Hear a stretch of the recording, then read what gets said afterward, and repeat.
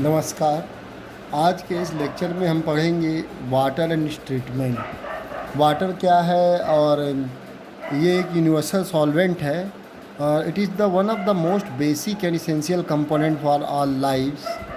Bye using it for drinking purpose it contains large number of minerals which are beneficial for the human beings.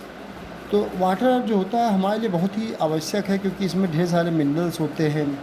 इसके अलावा ये जीवन की बहुत उपयोगी चीज़ है, जीवनदायिनी चीज़ है जिसको हम नहीं छोड़ सकते क्योंकि हमारे बॉडी में 70% पार्ट जो होता है वो पानी ही होता है।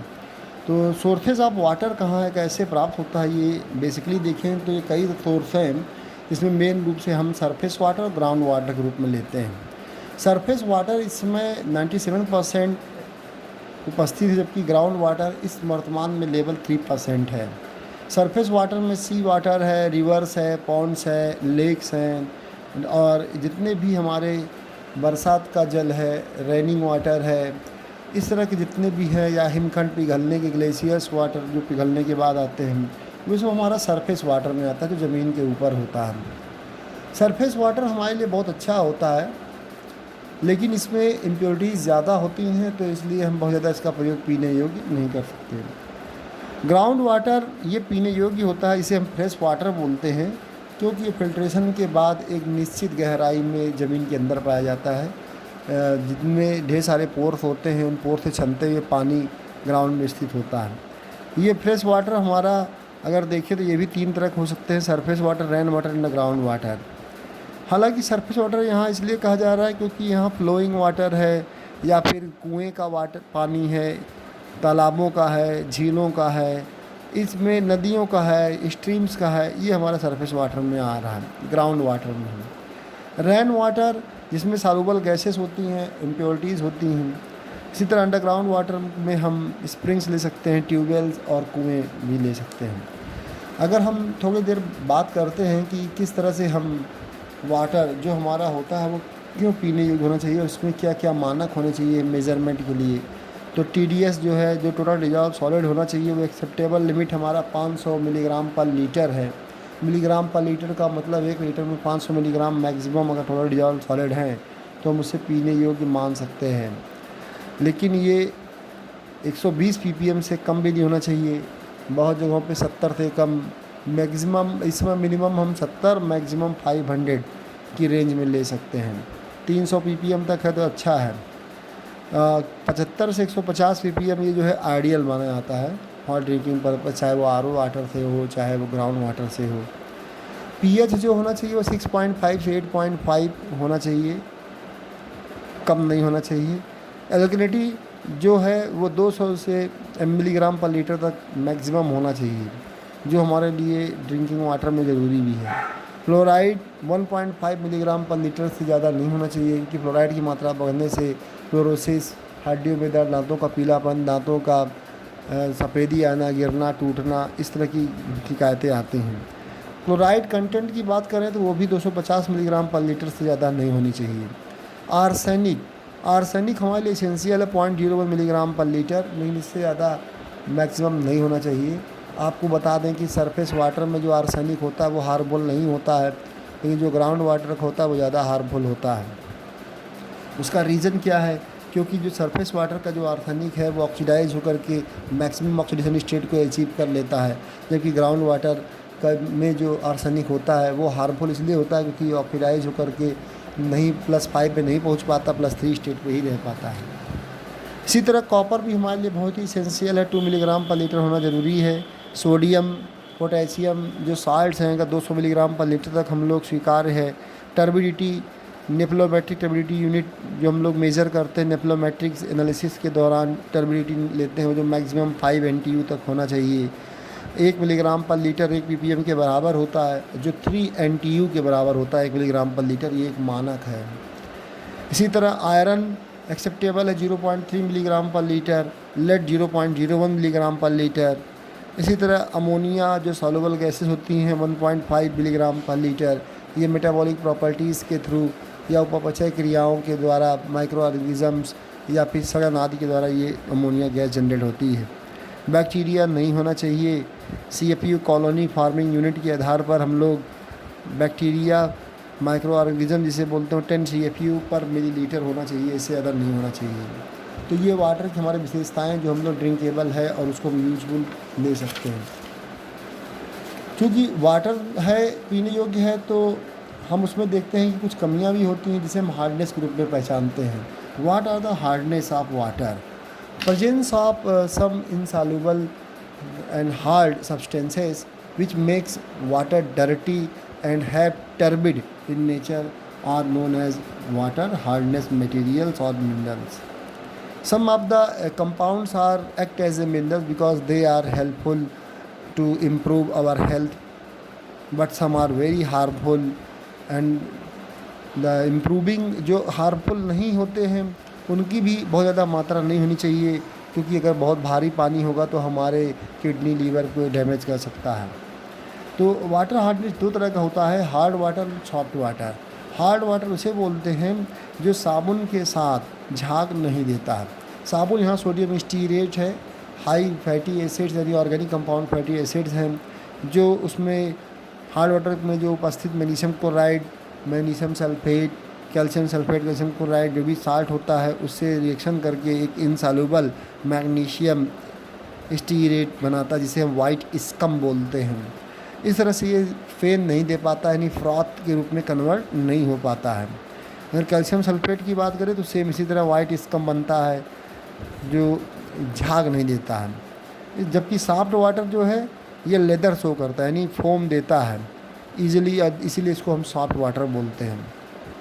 पीने के लिए हार्ड वाटर ही अच्छा होता है, लेकिन मिनरल्स की मात्रा बहुत अधिक मात्रा में या मानक से ज़्यादा नहीं होना चाहिए। डिग्री ऑफ हार्डनेस, हार्डनेस का जो टर्म होता है, जो हार्डनेस टर्म होता है उसे हम इक्विवेलेंट टू कैल्शियम कार्बोनेट लेते हैं। इसलिए लेते हैं कैल्शियम कार्बोनेट को क्योंकि ईज ऑफ कैलकुलेशन, पहला रीज़न तो ये कि कैल्शियम कार्बोनेट का जो मॉलिक्यूलर मास होता है वो 100 होता है, इसलिए उसको आसानी से कैलकुलेट कर सकते हैं, जबकि इक्विवेलेंट वेट इसका 50 होता है।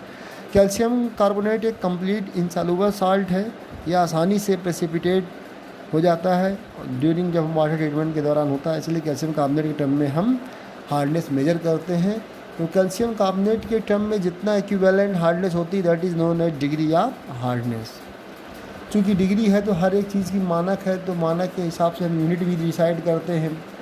तो अगर हम बात करें तो यूनिट में हमारा सबसे पहला आता है पार्ट्स पर मिलियन। पार्ट्स पर मिलियन जिसे हम ppm बोलते हैं शॉर्ट में, it is defined as the number of parts of calcium carbonate equivalent hardness present per 10⁻⁶ part of water. Million का मतलब 10⁻⁶ पार्ट ऑफ वाटर में अगर एक पार्ट हमारा calcium carbonate equivalent hardness present है that is known as 1 ppm। इसी तरह milligram per litre है, तो the number of milligrams of calcium carbonate equivalent hardness present per litre of water. 1 litre में अगर 1 मिलीग्राम कैल्शियम कार्बोनेट इक्विवेलेंट अगर हमारा hardness मौजूद है तो उसे हम बोलेंगे 1 मिलीग्राम पर लीटर, ये दूसरी यूनिट है।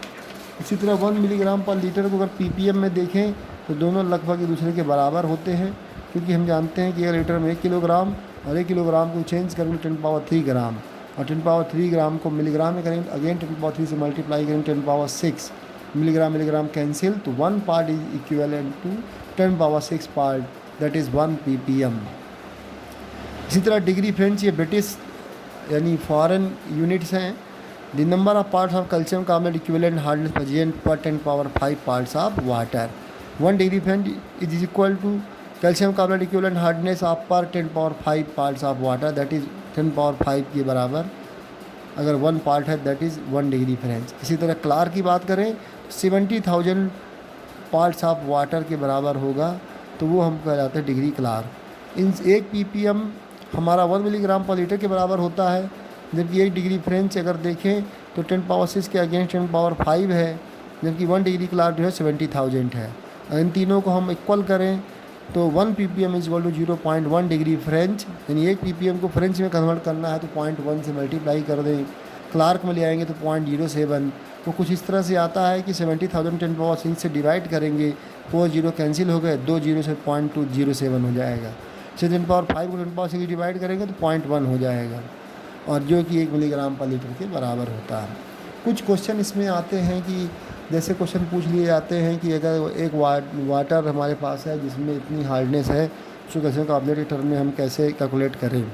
यहाँ के एग्जांपल के रूप में 204 मिलीग्राम कैल्शियम सल्फेट है 1 लीटर में, उसको हमें कैल्शियम कार्बोनेट इक्विवेलेंट मेजर करना है। सबसे पहले हम कैल्शियम सल्फेट का मॉलिक्यूलर मास निकाल लेंगे जो कि 136 है। इसी तरह कैल्शियम कार्बोनेट का मॉलिक्यूलर मास 100 है।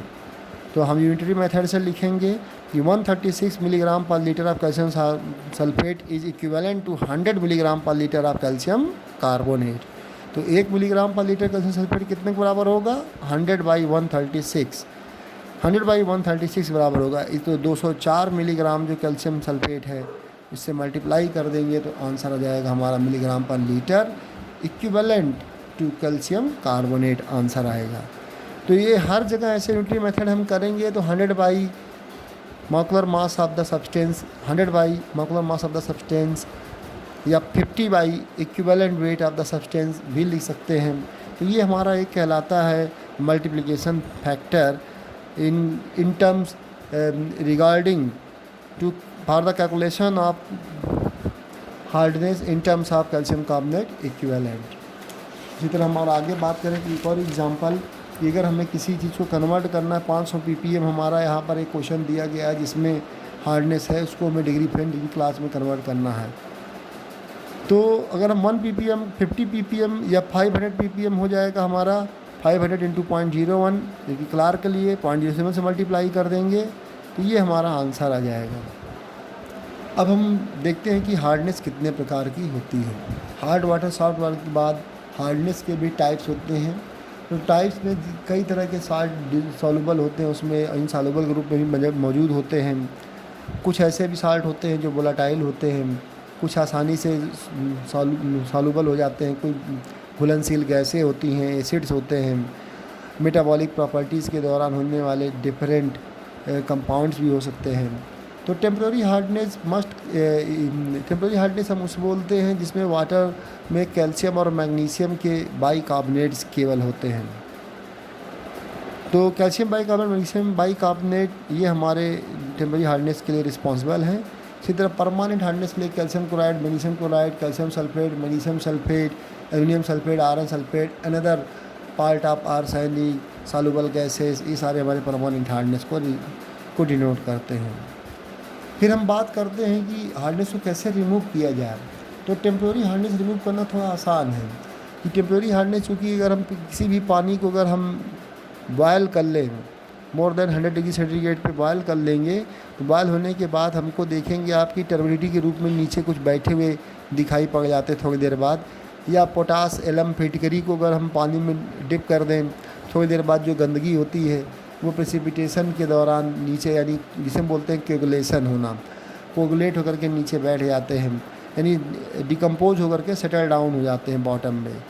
ऐसे एग्जांपल में रिएक्शन की बात करें तो कैल्शियम बाइकार्बोनेट, मैग्नीशियम बाइकार्बोनेट जब हीट किया जाता है तो इनसॉल्युबल कैल्शियम सल्फेट और इसी तरह मैग्नीशियम हाइड्रोक्साइड में कन्वर्ट हो जाता है, साथ में गैसेस रिलीज़ हो जाती हैं और प्योर वाटर मिल जाता है। तो इस तरह से बॉयल करके हम टेम्पररी इम्प्योरिटीज़ को रिमूव कर सकते हैं। इसी तरह अगर हम क्लार्क मेथड की बात करें तो लाइम अगर हम मिला दें, लाइम एक बहुत अच्छा साधन है जो बाइकार्बोनेट के साथ साथ जो हमारे परमानेंट हार्डनेस उसको भी रिमूव करने की क्षमता रखता है, इसे हम क्लार्क मेथड बोलते हैं। अनदर मेथड में हम लोग जियोलाइट का भी प्रयोग कर सकते हैं, सोडियम कार्बोनेट, जो कि टेम्पररी और परमानेंट दोनों को रिमूव करने के लिए बहुत ही अच्छा साधन है। तो रिमूवल ऑफ परमानेंट हार्डनेस की बात करते हैं।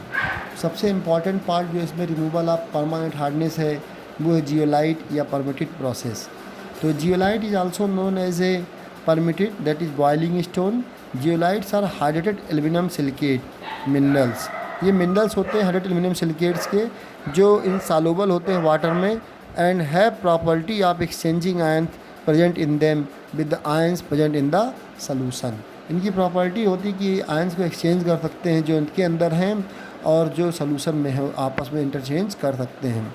ज़्यादातर ये दो तरह के होते हैं, सिंथेटिक हो सकते हैं या नेचुरल भी हो सकते हैं। नेचुरल जियोलाइट जो होता है उसे हम प्रायः जैसे यूज़ करते